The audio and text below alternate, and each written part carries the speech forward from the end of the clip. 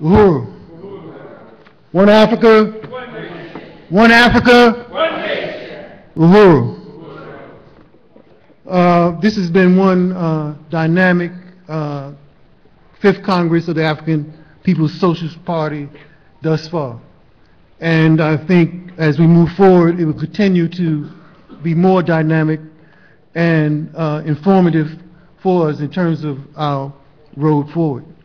The next panel discussion that has been laid out is a panel discussion on the crisis of imperialism and the Obama war. And yesterday we had a very dynamic panel discussion around the question of land and the seizure of state power. And I think this panel has the same prospect for being very dynamic and informative, especially at this point, this juncture, in terms of the that crisis and the implications it has for our movement forward. On the panel will be our chairman, Omali Yeshitila, Uhuru,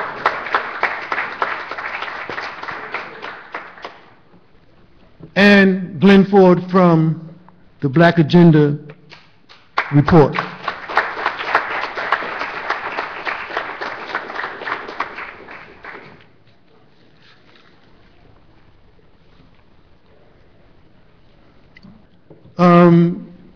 Just to open up the panel discussion, just to reiterate that U.S. imperialism is in crisis. It is a serious crisis, a deepening crisis. We see evidence of it every single day around the world, the crisis that's being revealed. In its inability to rule and govern in the same old way it has in the past. This crisis is also causing serious divisions among its own ruling sectors. They cannot even agree and cooperate on municipal, state, or national budget issues. They have contending forces who's trying to rise up like the Tea Party to challenge the status quo. In New York, we have a call for a new Democratic Freedom Party that's coming from the African community, representing the African bourgeoisie. Millions of people are facing and are unemployed. Someone said it's 16.6% reached in June, with 50% unemployment rates in the African communities. Millions of people have already lost their homes and in threatening for millions of others to lose theirs. There is lack of health care, universal health care for people in this country. Hospitals are being forced to close, businesses are failing, schools we know are failing. There's the oil glut in the Gulf region, as well as the even bigger gulf that went on in Nigeria. We remember, I don't know if y'all read this in your papers, but we know we read it in ours in New York, where the current representative of imperialism in the White House was quoting when he was so down and disappointed about the inability of BP and all their technology to stop the oil gulf in the Gulf region. And he said his daughter asked him when he came home to the White House, Daddy, did you fix the hole yet? And she meant, of course, the Gulf, the oil glut that's going on in the Gulf. When we listen to it, the hole that he can't fix is the hole that's in imperialism. You know, the black oil that's coming from the Gulf glut, he can't fix, and the black power movements around the world, he can't fix for imperialism as well. Time is up. Okay. Time is up, but we'll get into it more, I'm quite sure, with the panelists. But just to say that Barack Obama, the U.S. representative in the White People's House, his interest is not the interest of the African working class and the oppressed people around the world. And the only reason that he was appointed, anointed, financed, and elected by imperialism is because they needed him. They needed him to be the face, the new face of neocolonialism, and to force people to think that the U.S. government somehow has changed its stripes, that it's now working in the interests of oppressed people around the world.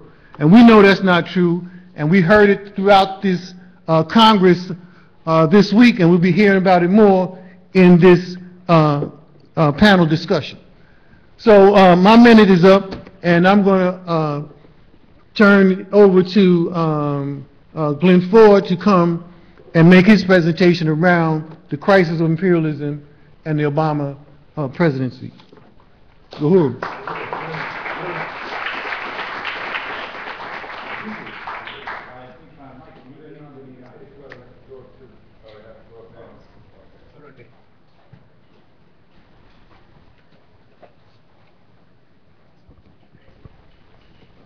How about this one? Yeah. It's a real privilege to speak to you on the subject of the crisis of imperialism and Obama's wars, and I mean that very sincerely. This is a rare and genuine privilege because there are very few places in Black America where we can even have this kind of conversation in the year 2010. So I'm glad to be here.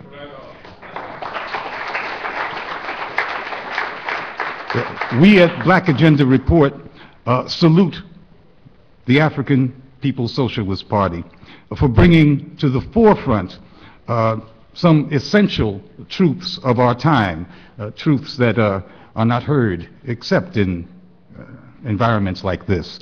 That U.S. imperialism is the enemy of all peoples that seek self-determination. That U.S. imperialism is a dying system that is thrashing about, as Comrade Brother Yeshua Taylor likes to say, in a deathbed agony of endless wars. That U.S. financed capital's selection years before the 2008 election of Barack Obama as the face of the empire was an act of desperation. It was an act of the slave master putting on the mask of the slave. It is a measure, in fact, of the depth of the crisis that confronts imperialism. However, it has also created a political crisis for African Americans and for non-white peoples around the world, one that we have yet to overcome. And it was the African People's Socialist Party that most dramatically and categorically rejected Barack Obama as just another operative of U.S. imperialism, and we owe the party a debt for that.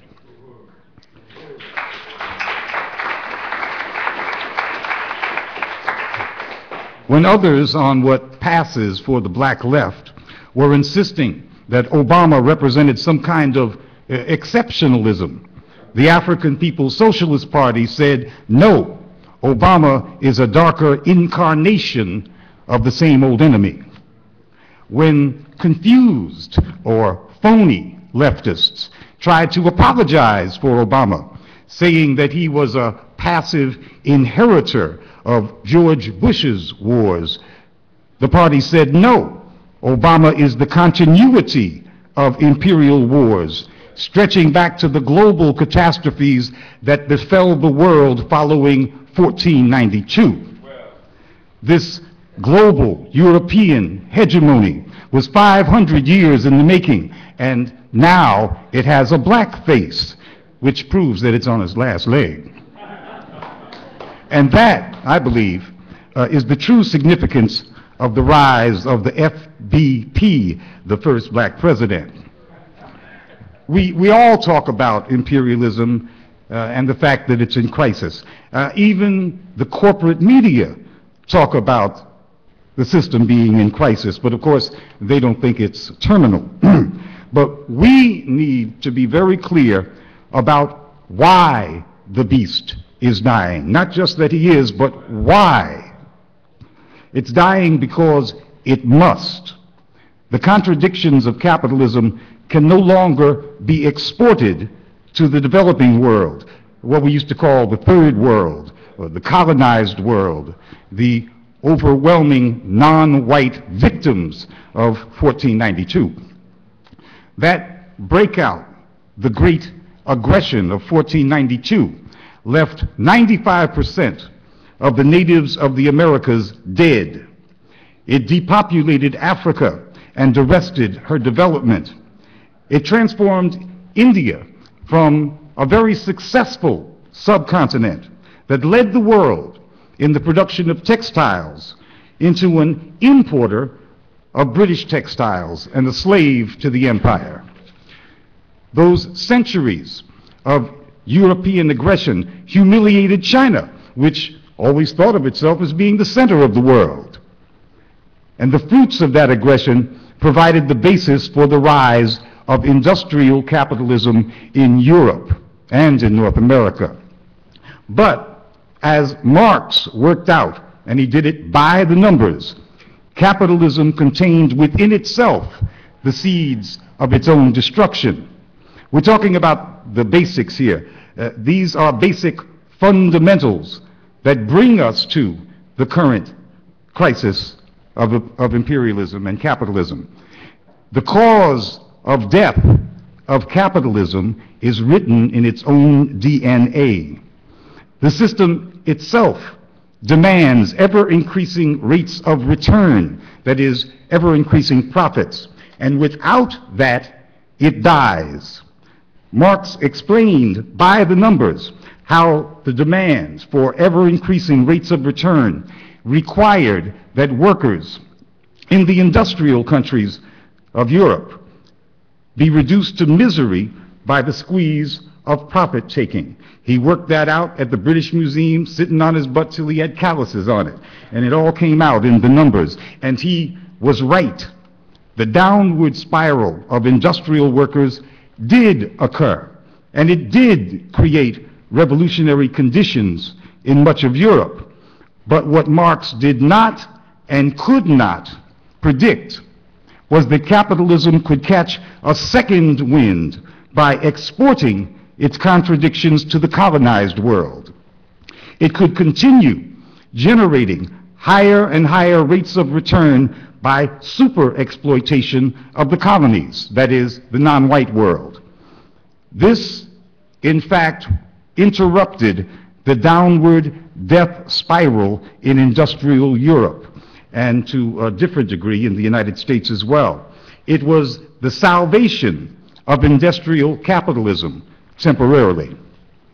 That's what the Berlin Conference of 1884 and 1885 was all about. It wasn't just about Africa, but the entire world, which was divided up into spheres of exploitation and super exploitation. It is the foundation of our modern world, this era of imperialism as the highest and last stage of capitalism. Imperialism was capitalism's mechanism to save itself, to stave off its own death. But death is still in its DNA. Today, in our time, that great European breakout of 1492 is being rolled back. The many little imperialists have been consolidated under an American umbrella.